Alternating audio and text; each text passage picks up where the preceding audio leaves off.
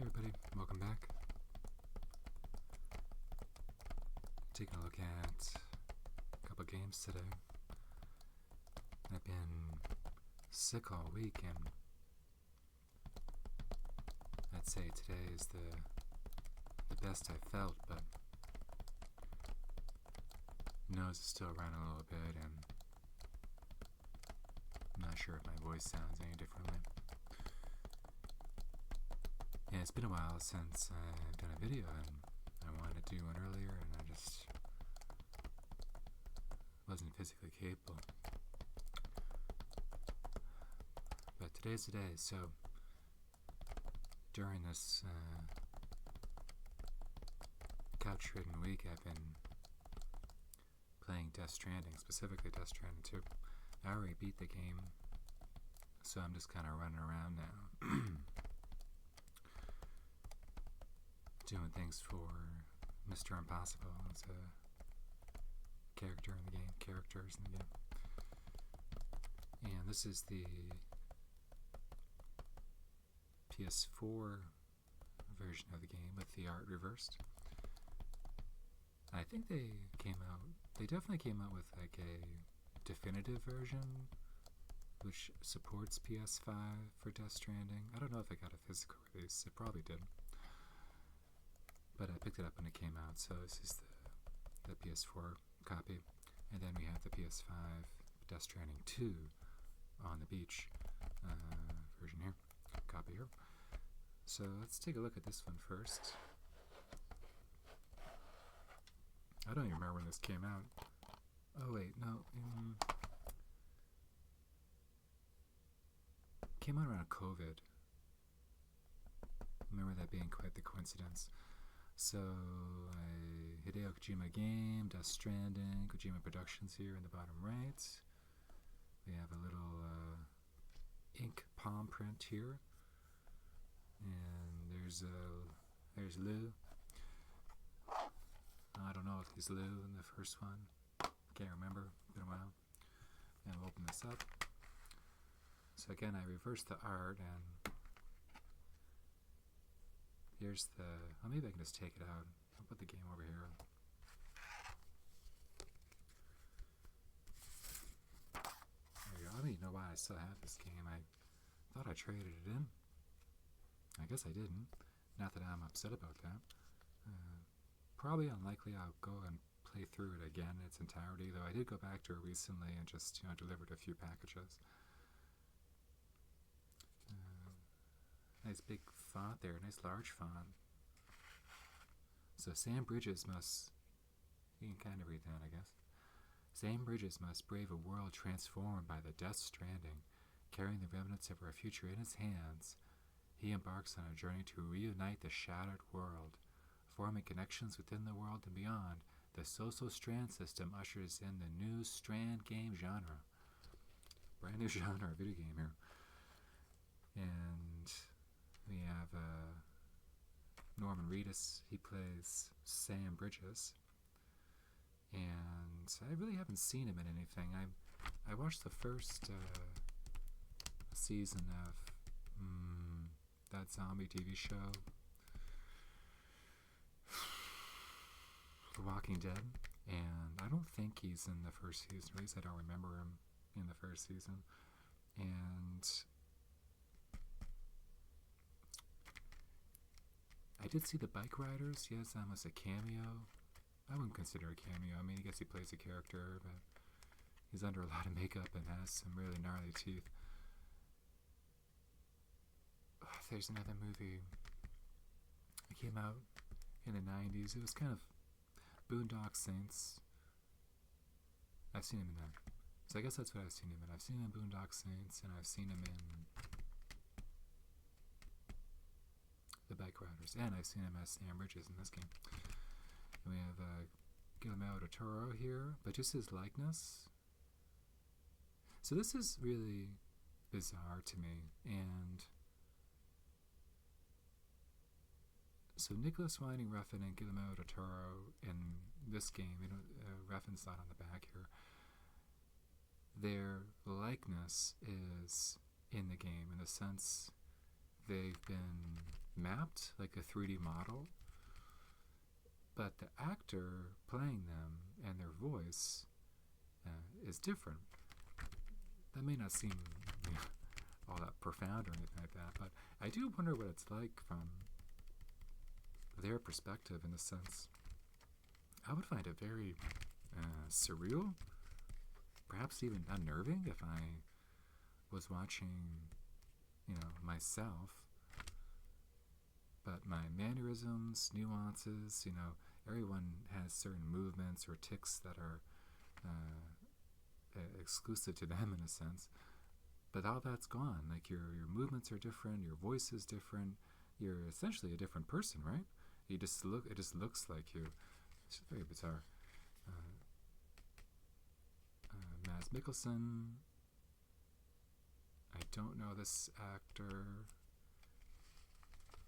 Skullface guy here. This is by. Jeez, he plays a lot of video game characters. I think he's Joel in Last of Us. It'll come to me. And then my girlfriend's in this, Leah Sadu, so good for her. So let's go ahead and put this back. Let me put it back the right way. Trying to, anyway. Okay, so I'll put the game back in, right? Okay, so that's back. Let's take a look at Death Stranding 2 here. So here's the sequel. There's the baby we saw just recently, just like 2 minutes ago. Grown up-ish, not grown up, toddler, 1 year, 18 months. I don't know what the toddler range is, 1 to 3 years. And then we have Sam's back in the sequel here. Let's take a look at the back here. Unlike the first game, we have a taupe with a white font, much more difficult to read. And so this is the Canadian release. I don't know if this is North America or not. I have English and French on the back here. Okay, man, you can't. It's very difficult to read, huh? So Sam reconnected humanity across America. Spoiler alert. But this only delayed the Death Stranding. Uh-oh. Now he suffers an unimaginable tragedy and must venture out once more. Go out into the wider world affected by new BTs, mysterious mech soldiers, and the full force of nature. No, that's it. That's all it says. And what is that guy's name? The video game guy. I'll look it up right after this.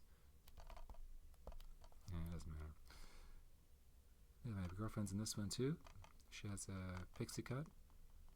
Very reminiscent of her look in the movie One Fine Morning. And then very small images here of Sam on a Akira-esque bike.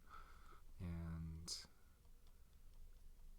some soldiers here. And someone that looks suspiciously like Solid Snake from the Metal Gear games. Let's take a look at the inside. Oh, my nose is running. It hasn't gotten out of control. Don't worry, but I can feel it. I can feel it in the back of my nose. So we have the discard here. Let's take a look at this. Very slowly spinning it. And blue in the crib here. And then we have a pre-order bonus. I don't remember using this. So some early unlocks. Silver. Wow. And then we got nothing. Anything over here?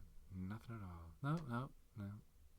Looks like there's a little bit of a little bit of ink or something and some handprints. Okay. So yeah, as mentioned, I would consider myself done with this game. I mean, I've beaten the game, and I have like one 5-star connection remaining. The aforementioned Mr. Impossible, and